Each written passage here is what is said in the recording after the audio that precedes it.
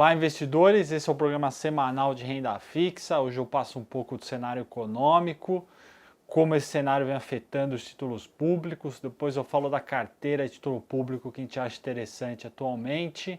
Por último, eu dou uma dica explorando um pouco mais sobre o mercado de renda fixa para vocês, investidores.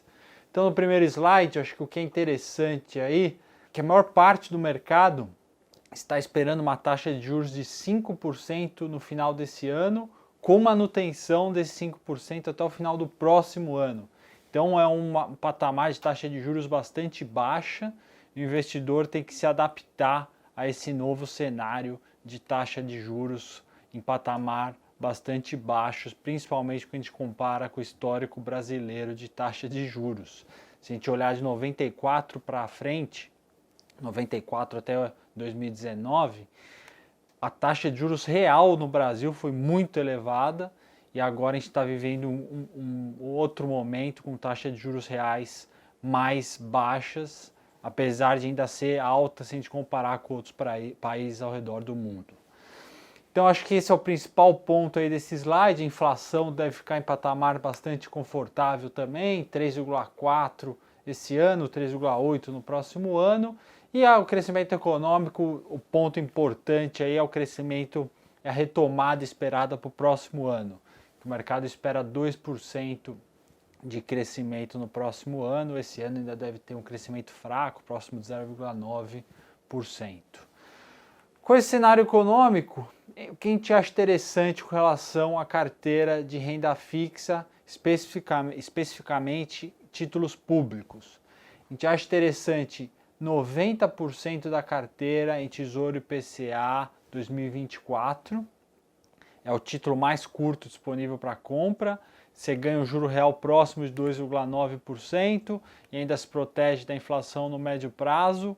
Eu venho argumentando que esse é o título mais interessante no momento, dado que nas últimas semanas eu venho argumentando isso, dado que o título pré-fixado ainda tem muito risco envolvido.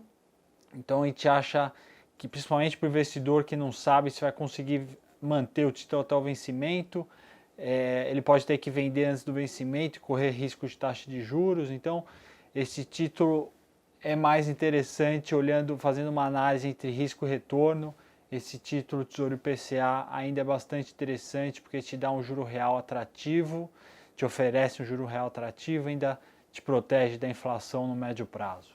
E os outros 10% da carteira em Tesouro Selic, é aquele título pós-fixado, você pode vender ele a qualquer momento, sem ter risco de taxa de juros. Ele é importante para te dar liquidez na carteira. Com relação à dica de renda fixa da semana, qual o título ideal para ter maior liquidez?